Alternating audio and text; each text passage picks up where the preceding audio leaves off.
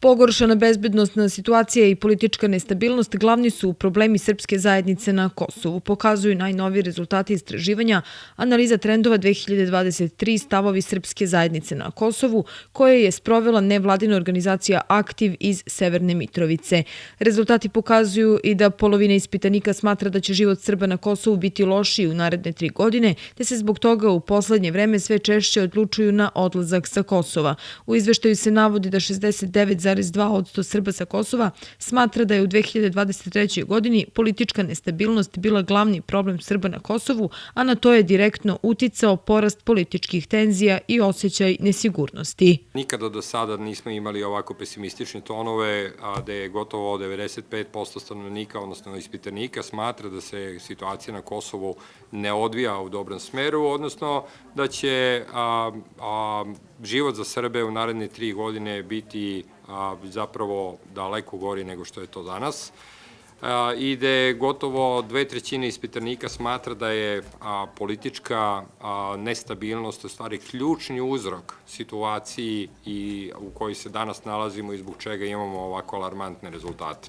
U izveštaju se navodi da je u odnosu na prošlu godinu primetan značajan porast iskustva ispitanika o odlasku nekoga iz neposredne blizine, što je, kako se navodi u izveštaju, direktna posledica ekscesnih situacija koje su obeležile 2023. godinu. Gotovo 90% ispitanika na severu izjavljuje da su bili ili oni ili pripadnici njihove uže porodice direktno ugroženi u protekle godine.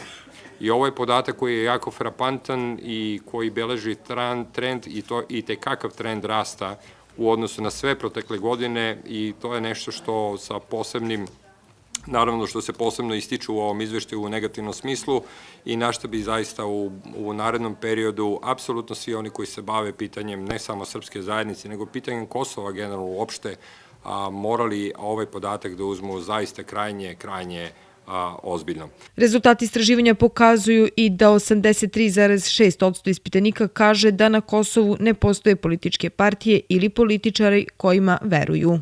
Potpuno odsustvo poverenja u političke partije i lidere na Kosovu, mislim pre svega na onima u srpskoj zajednici, ali i prema albanskim poverenje prošle godine daleko najniže poverenje prema vladi Kosova i prema policiji Kosova. S druge strane, prema rezultatima istraživanja ispitanici su naveli da najviše poverenje imaju u izveštavanje medija na srpskom jeziku na Kosovu, dok najmanje poverenja imaju u albanske medije. Takođe, u odnosu na prošlu godinu primetan je nagli porast ispitanika koji kažu da se osjećaju slobodno da javno iskažu svoje političke stavove sa 25,5% na 37% ispitanih. Činjenica da se po prvi put u ovom izveštaju pojavljuje podatak da srpski mediji na Kosovu imaju na skali od 1 do 5 skoro onu dobru trojku i to je najveća ocena koju su mediji dobili, dakle 2,94. To je posebno velika ocena ako se imaju u vidu uslovi u kojima rade srpski mediji na Kosovu. To su pretežno male redakcije sa malim brojem ljudi koji se trude tokom dana da pokriju što je moguće više terena i tako dalje. Još jedan od podataka je da ovogodišnja analiza trendova beleži trend rasta po pitanju ideje o razgraničenju, odnosno podele Kosova. Taj procenat ove godine iznosi 14,8%, dok je u prethodne 3 godine procenat bio oko 4%. Međutim, urednik KIM radija Goran Avramović mišljenja je da je priča o razgraničenju, odnosno podeli, završena odlaskom bivšeg predsjednika Kosova Hašima Tačija u Hag. Mislim da nećete naći ozbiljnog političara ni na Kosovu, ni u Srbiji, ni bilo gde u Evropi koji će vam reći da, evo, mi ćemo sad ponovo da razmišljamo o tome. Kad je dijalog Beograda i Prištine u pitanju, ovaj proces podržava 18,2% ispitanika.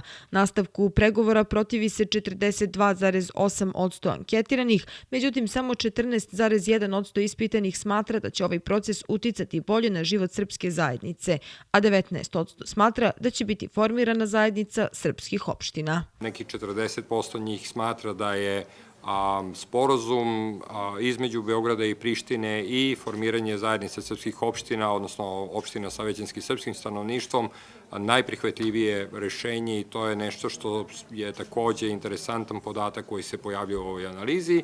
ali uprkos naravno tom nekom blagom optimizmu, nepunih 20% ili gotovo svaki peti ispitanik i gaji kakvu takvu nadu i smatra da će ZSO biti negde i formirana. Neki od podataka koji su proizašli iz ove analize su i da se u srpskoj zajednici percipira da je Rusija najbolji branilac srpskih interesa na Kosovu, pokazuju rezultati istraživanja. To smatra preko polovine ispitanika, odnosno 56,9% anketiranih. Istraživanje analiza trendova 2023 stavovi srpske zajednice na Kosovu obavljeno je u svih 10 opština sa srpskom većinom na Kosovu, uključujući i pojedine enklave na uzorku od 536 ispitanika u periodu od juna do avgusta prošle godine.